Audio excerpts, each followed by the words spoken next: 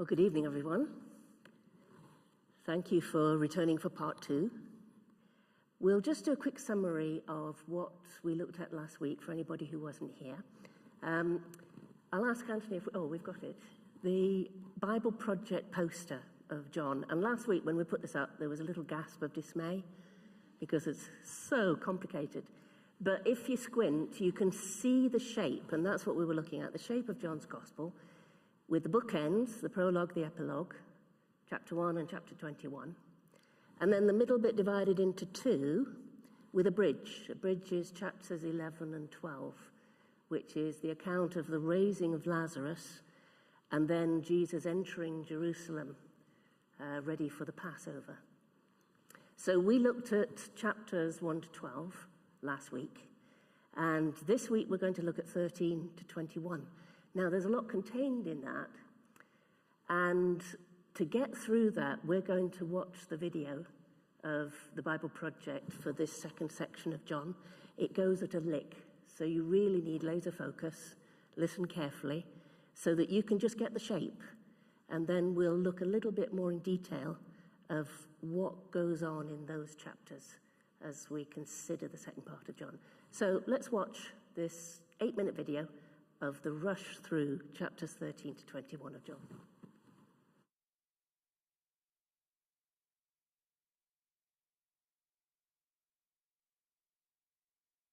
The Gospel according to John. In the first video, we saw that John wrote this book to make the claim that Jesus is the Messiah, the Son of God, the human embodiment of God's word and glorious presence who has come to reveal who God truly is. Then we explored how John designed the first half of the book to demonstrate this claim. Jesus performed miraculous signs and made huge claims about himself, that he is the reality to which Israel's entire history points. And this all generates controversy, however, and the Jewish leaders confront Jesus for all these claims, and it culminated with Jesus laying down his life for his friend Lazarus. By going near Jerusalem to raise him from the dead, Jesus sealed his fate. And so once the plot to murder Jesus is set in motion, we come into the book's second half.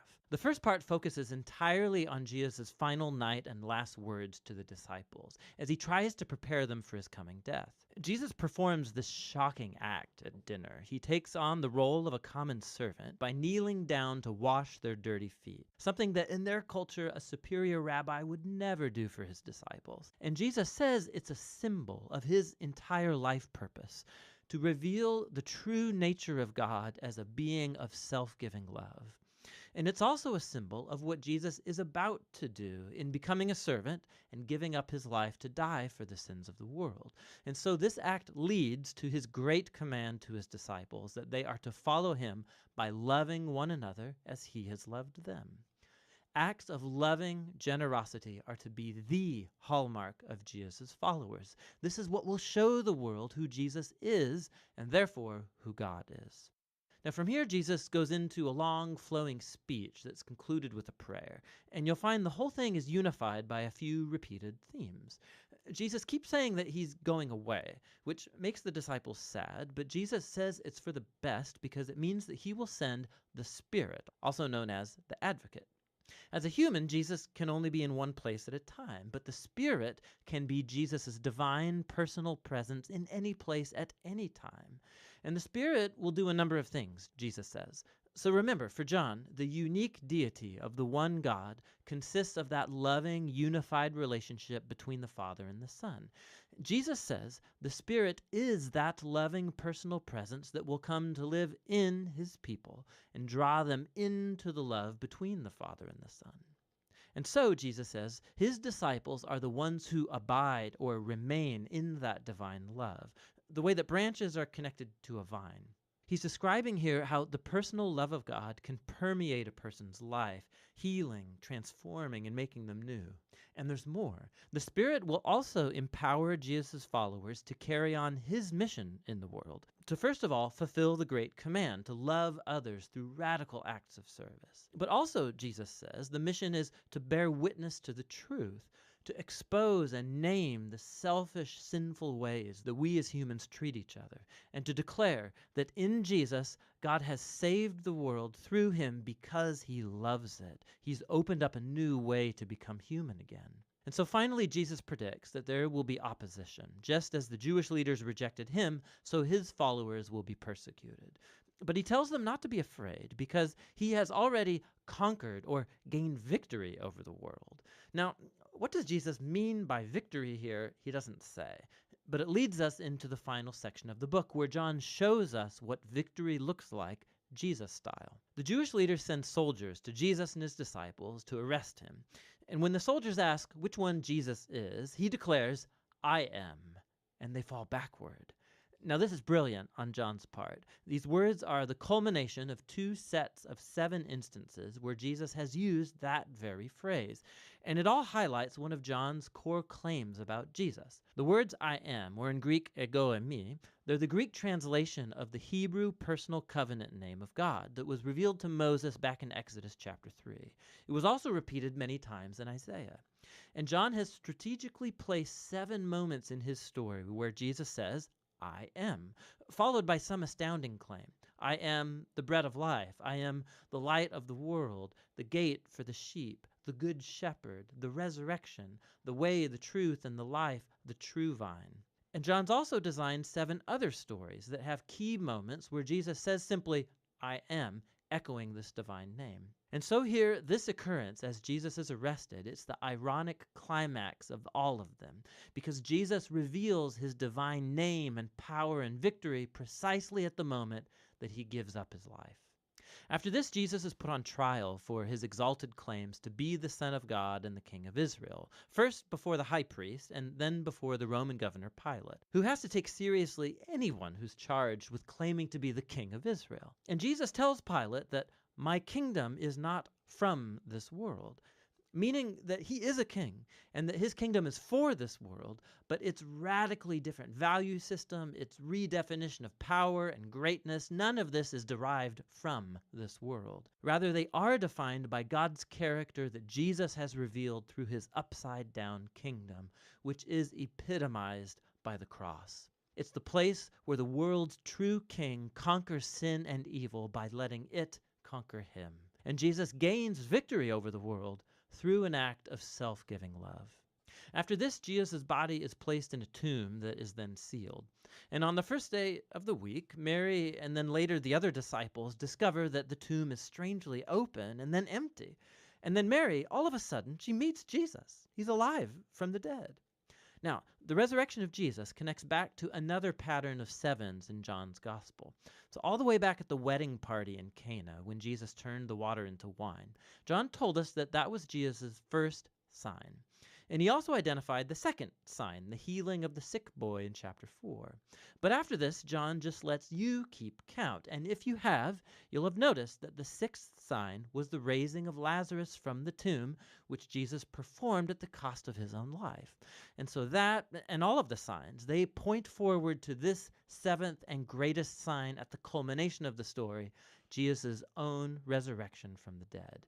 It vindicates Jesus' claim to be the Son of God, the author of all life, whose love has conquered death itself. After the empty tomb, Jesus then meets up with all the disciples, and he commissions them by sending the Spirit as he promised, so that his mission from the Father can now be carried on through them. After this, the book concludes with an epilogue that explores the ongoing mission of Jesus' disciples in the world. So a number of them are fishing, and they're not catching anything. And so Jesus appears to them on the shore. They don't recognize him, though. And he tells them to cast their net on the other side of the boat. And when they obey him, they catch a huge amount of fish, and it's only then that they recognize him as Jesus. Now, John's offering here a picture of discipleship to Jesus. His followers will be most effective in the world when their focus is not on their work as such, but on simply listening for Jesus' voice and obeying him when he speaks. That's when they will truly see him at work in their lives. After this, Jesus talks with Peter and then commissions him as a unique leader in the Jesus movement, indicating that he too will give up his life one day. But in contrast to Peter, the last moments of the story focus on the author of this gospel, the disciple whom Jesus loved. And unlike Peter, his job was not to lead the Jesus movement, but rather to spend his long life bearing witness to Jesus so that others might believe in him. And that's actually what he's done right here by authoring this amazing story about Jesus, the Messiah, the Son of God. And that's what the Gospel of John is all about.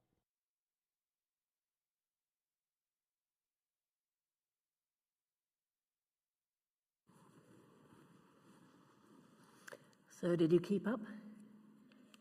It did bring together a lot of the things that we looked at in part last week, but were able to then see in the picture of the whole gospel. But there are some things just to pick up in detail that the speed of that survey couldn't cover. Just let's go back to chapter 11. Just thinking about the chief priests, the Pharisees, the council of the Sanhedrin, at the end of chapter 11. They are looking to the Passover, this feast, this festival in Jerusalem, as the time when they will unerringly be able to entrap Jesus and have him killed. We looked last week at how each time Jesus performed a sign or said something outrageous about himself as the Son of God, they looked for a way to kill him. They plotted. And if we go back to chapter 11, we find that this plot is centered on the Passover. Now, over to you. What do you know about what the Jews are meaning when they celebrate Passover? Both today and back in the time of Jesus. Can anybody throw out anything you know about the meaning of Passover?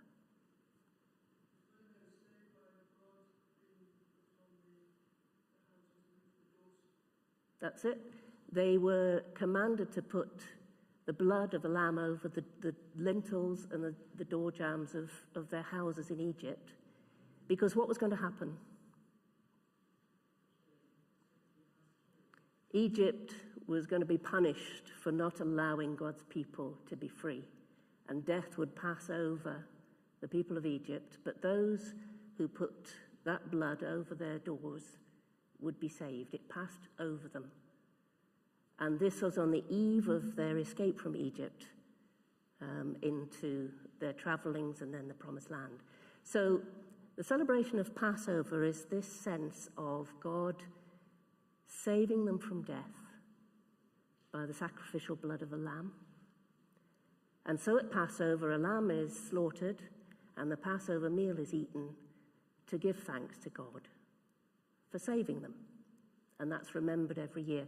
And if you've ever taken part in a Passover meal, which is something that often Christians have had the chance to do, you see the wording of remembering what God has done so that they don't forget God's goodness.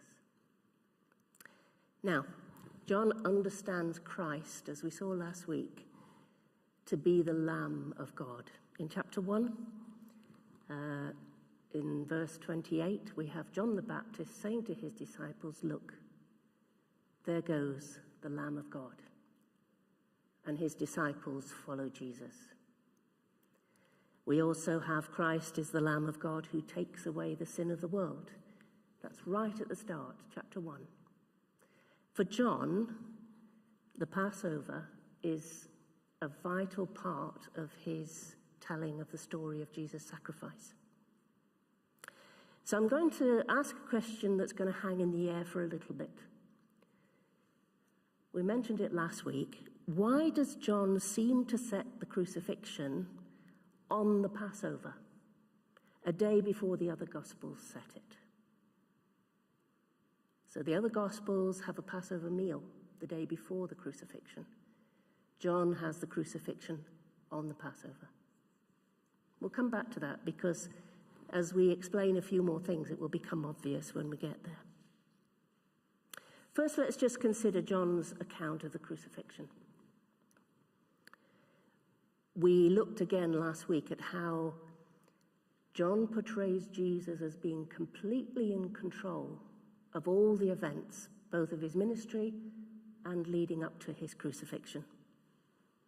So we had in brief that episode in the garden. Chapter 18, if you're wanting to look at it, a few verses in chapter 18. from verses 4 to 9, when the soldiers come to arrest him. And it says in verse 4, Jesus, knowing all that was going to happen to him, ... So he knew what was going to happen. And he says, so he initiates, who is it that you're looking for? And they say, Jesus of Nazareth. And without hesitation, he says, I am he. And then in case there's any doubt about it, a verse later he asks again, who is it you are looking for? I am he. And we saw the significance of the I am, having had all of those I am statements throughout the gospel accounts. And then in verse 11, he gives no resistance, and he also stops the disciples resisting his arrest.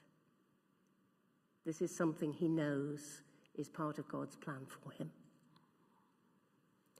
And then all of the events around his trial and his sentencing, verses 31 and 32. Normally, the Jews would kill somebody accused of blasphemy by stoning. And we've seen that in other accounts.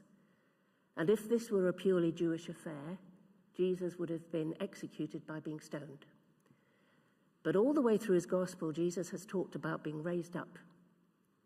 He will be lifted up, and he will save people through his death on the cross.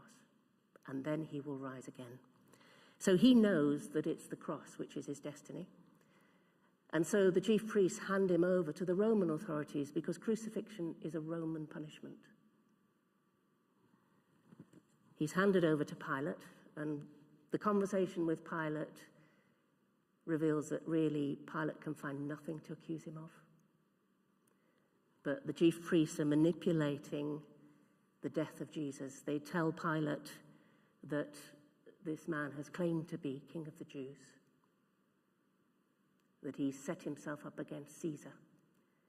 They push Pilate into a corner so that he has to sentence Jesus to death. We see in the account, Pilate offers the choice of Barabbas or Jesus. Which do you want? And the Jews shout, presumably encouraged by the temple authorities, that they want Barabbas freed. And when Pilate asked, are you going to kill your king? They say, we have no king but Caesar. All of these verses are kind of in our minds, aren't they? They're things that we've heard as we've celebrated Easter, as we've heard the accounts of the crucifixion. And then on the cross, just picking out on chapter 19 and verse 30, this sense of Jesus knowing what this was what he'd come to do. As he died, he utters the words, it is finished. He knows that his death is the fulfillment of the plan. He has done what he came to do. There are some unique aspects in John that are not in the Synoptic Gospels. The inscription on the cross, Jesus of Nazareth, King of the Jews. And the chief priests asked Pilate to change the wording of that. They said, no, claimed to be King of the Jews, because they're offended by Pilate seeming to accept Jesus as their king. But Pilate says, what I've written, I have written. And he puts it up there on the cross in 3 languages. This is the universal message. Christ came to save the world. And that takes us back to John 3:16. For God so loved the world. Another little incident that's unique to John is this passing over of the care of his mother to John. We looked at the relationship between John and James, who are brothers, and Jesus, that their mother Salome was related to Mary, the mother of Jesus. So this passing on of the care of Mary was within the family. The piercing of his side by a sword is unique to John.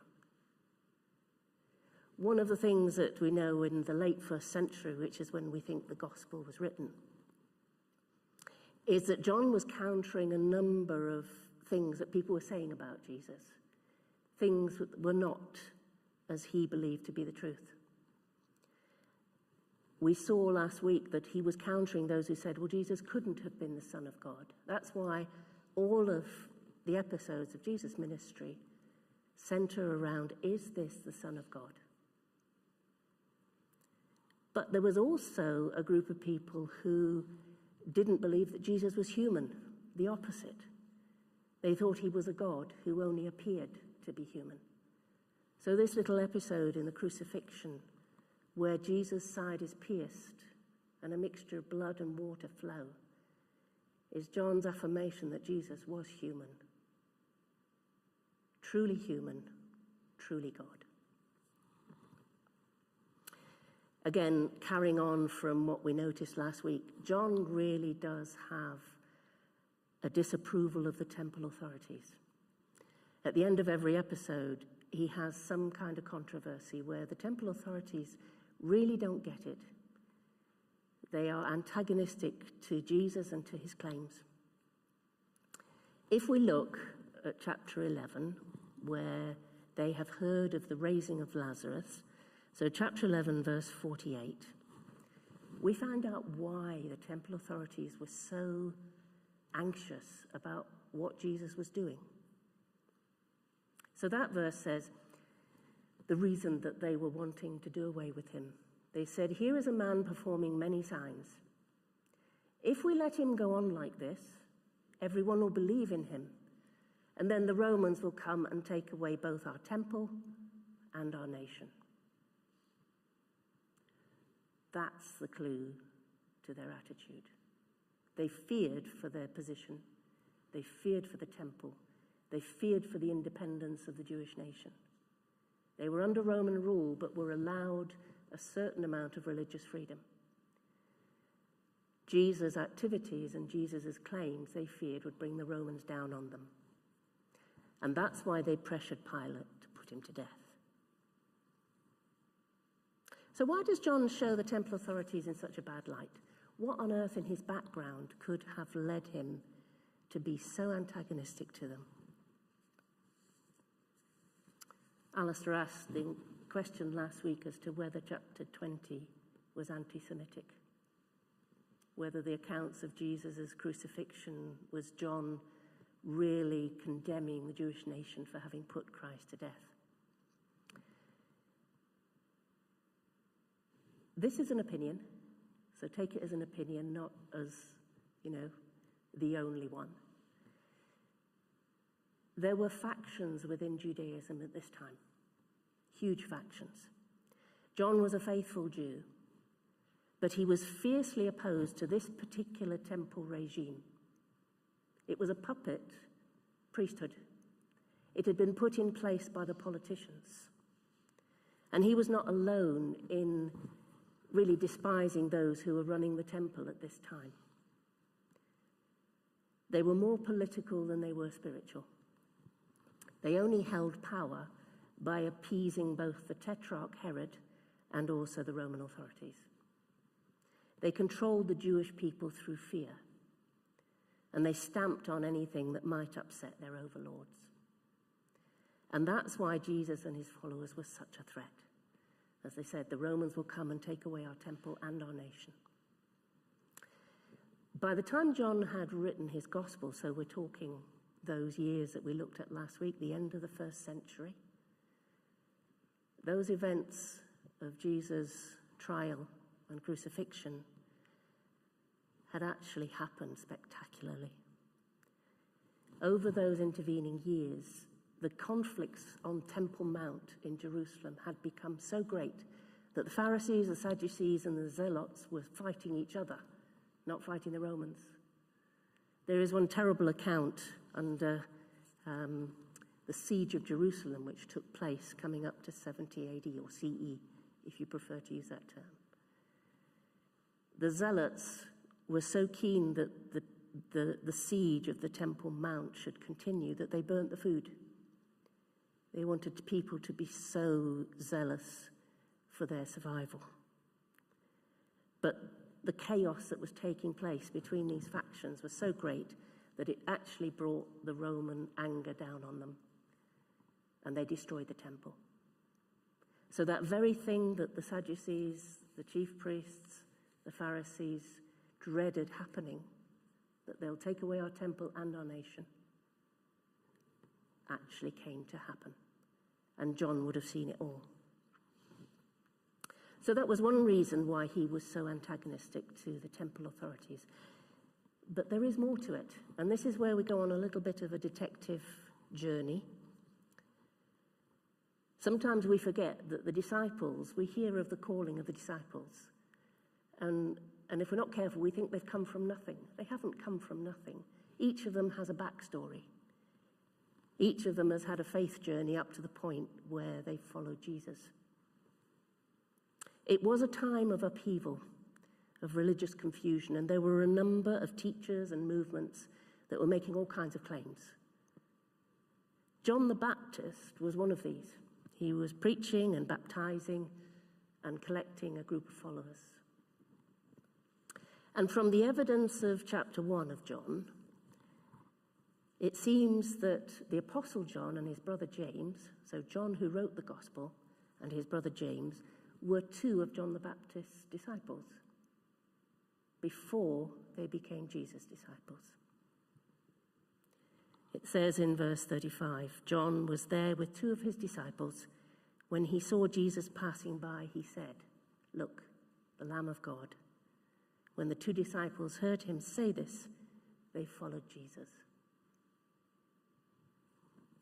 So hold in mind, John, the writer of this gospel, had previously been a follower of John the Baptist. So again, let's throw open to what you know. What do you remember about John the Baptist? Just throw out some words.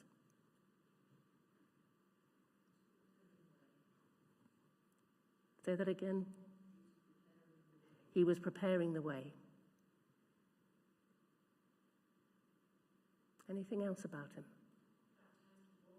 He baptized with water in the River Jordan. He wore camel hair, or it says clothes made of camel hair, tied with a leather belt. Anything else you know about him? He ate locusts and honey, just for change. So who was his father?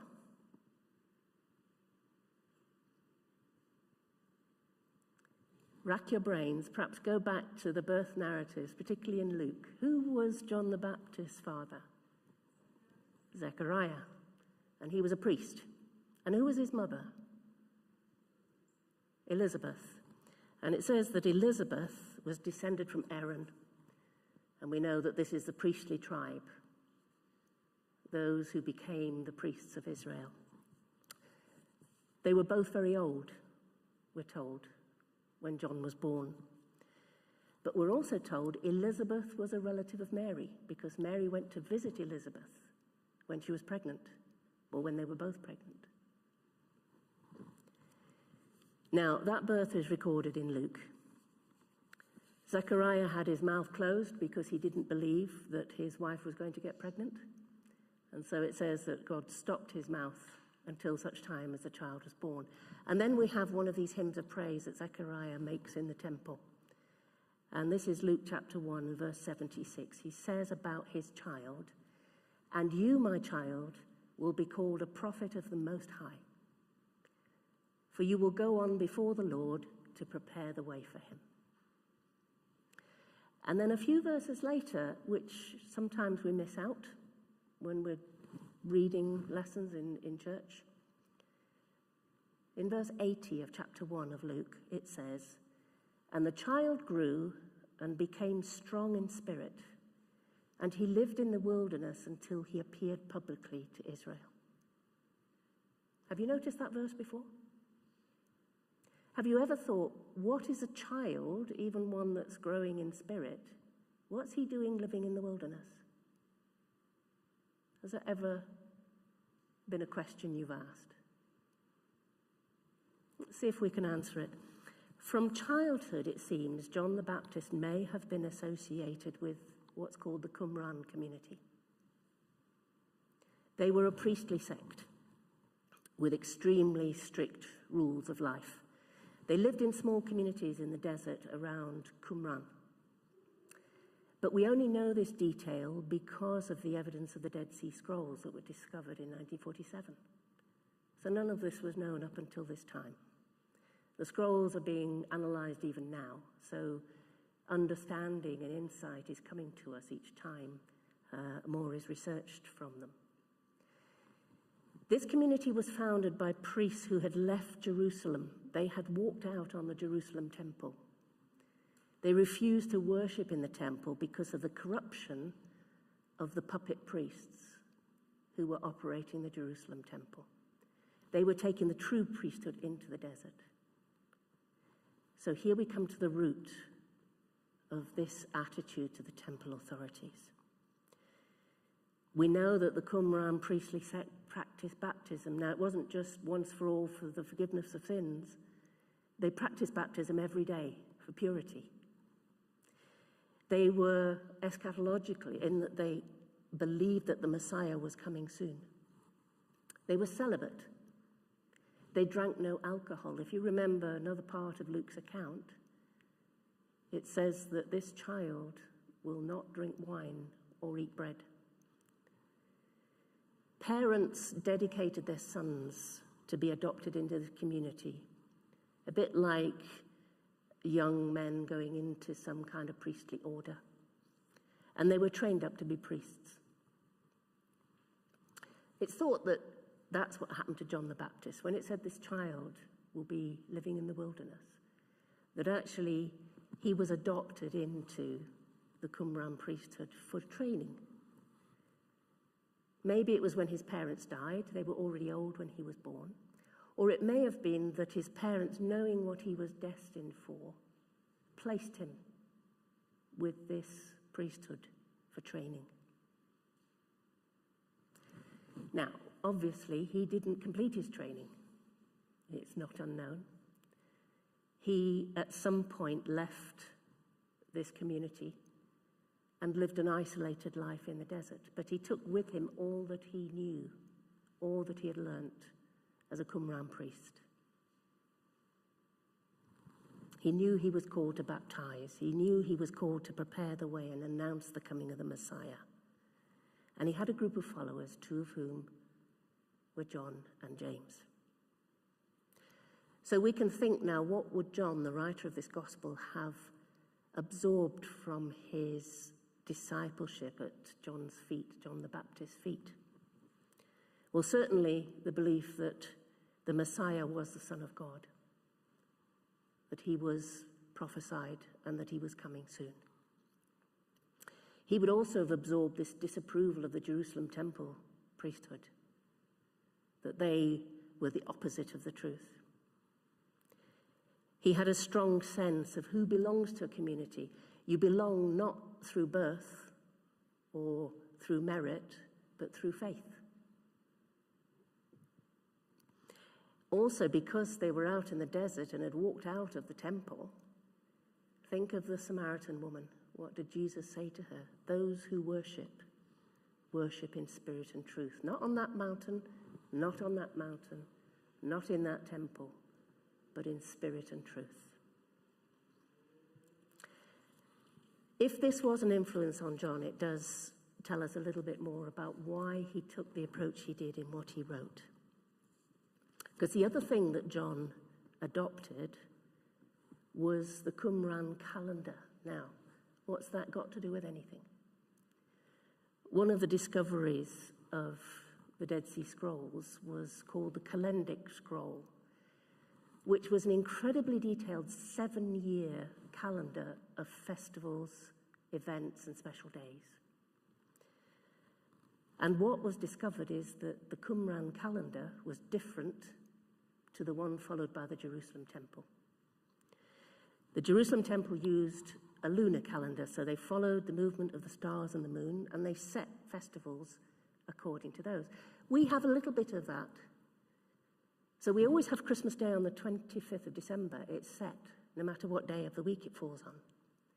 But Easter bops around all over the place. It's the first Sunday after the full moon in the spring. And somebody has to decide, okay, which Sunday is it going to be? And that's why Easter moves around. The Jerusalem temple had a lunar calendar like that. Festivals moved around. They had to have somebody in authority who would observe the stars, observe the moon, and say, this is when the feast will happen. This is when the lunar month starts. By contrast, the calendar that was found at Qumran follows, and this will be familiar, a 364-day calendar. It's divided into 4 seasons. The weeks have 7 days. You're wondering where we got ours from. It means that key dates always fall on the same day of the year. So it brings us back to the question, why did John set the crucifixion on a different day to the Synoptic Gospels? Let's just look at what the Synoptic Gospels say. Most of them, the 3 of them, say that Jesus and the disciples ate the Passover meal together. So in Mark chapter 14, verse 16, it tells us that the disciples prepared the Passover meal on Jesus' behalf. In Matthew chapter 26, verse 19, it says, so the disciples did as Jesus had directed them, and they prepared the Passover meal. Luke in chapter 28 says, Jesus sent Peter and John saying, go and prepare the Passover meal so that we may eat it. The meal they shared together has therefore been presumed to be the Passover meal. We've always assumed that. They ate it on the evening that they then went to the garden and Jesus was arrested. And Mark tells us that Jesus was crucified at 9 o'clock the following morning. That's a timing that we kind of accept. But if we look carefully at John, in chapter 13, he simply relates that the Last Supper occurred before the festival of the Passover. The meal is never identified as the Passover meal. John records Jesus being taken before Pilate at noon before Passover. Now, this would have been the time when observant Jews would have been clearing the leaven out of their houses, getting ready for the Passover meal. John records that the crucifixion took place at about the time that the Passover lambs would be slaughtered in the temple. Now, for many, many years, it was assumed that John had done this poetic thing of reinterpreting events to fit his theology. Jesus, the Lamb of God, of course he died on the Passover, the sacrificial lamb. A little bit of bending of the timing. And that was the view for a long time, until, of course, we had the benefit of the Dead Sea Scrolls. This calendric scroll, this calendar, shows us the details of when the Passover was celebrated by the Qumran community. It was on a different day to the Jerusalem temple lunar calendar. The problem that the Jerusalem temple had is that if the weekly Sabbath, so the Friday that is celebrated by Jews, the Sabbath falling on the Saturday, if that coincided with the Passover, they had a problem. 2 celebrations on the same day. It's a bit like those years when Christmas Day falls on a Sunday. And how do we resolve that? We get an extra holiday. And that's precisely what the Jerusalem temple did. They had 2 Sabbaths back to back. So they had the Passover and they had the Sabbath. If we look carefully at Matthew's Gospel, it talks about the women going to the tomb early on the Sunday morning. And what he says is that they came after the Sabbaths. The word used is plural. So it sounds as if this year there had been 2 Sabbaths back to back, indicating that they had resolved this issue of a clash of the Sabbath and the Passover by having a 2-day celebration. So when we look at the fact that John has a different timing to the synoptics, it could be that he reinterpreted events. He was writing a long time after. It could be that he was working to a different timetable, being a disciple of John the Baptist before he was Jesus' disciple. Or it could be that there's no disagreement at all, because this was the year there were 2 Sabbaths.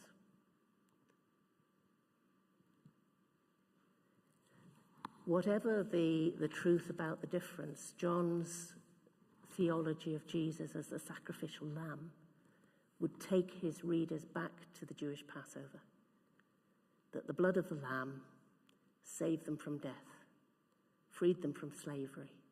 When death was passing over those around them, they were saved.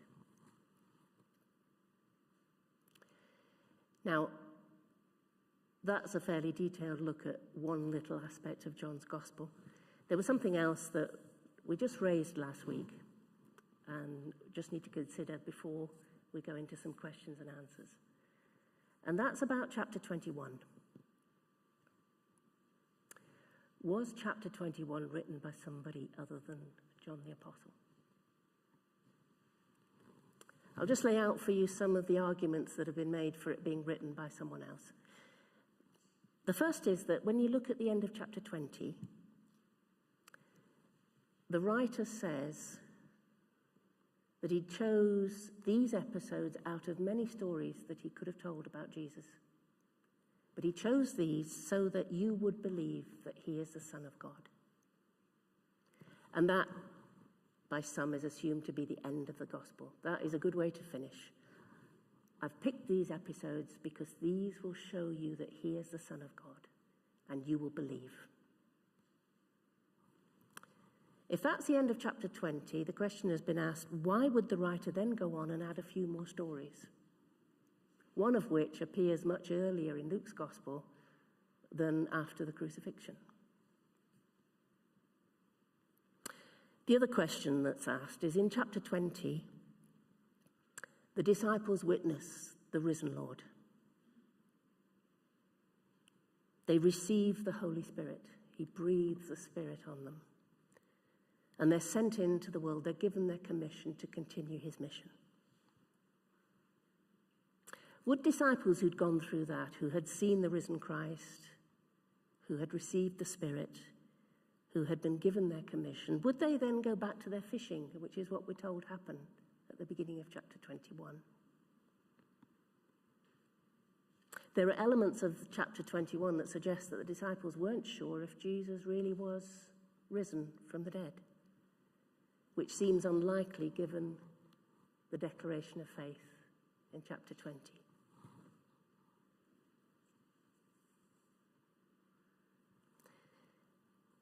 At the end of 21, as we saw in the video, the person of John, the beloved disciple, is brought into profile.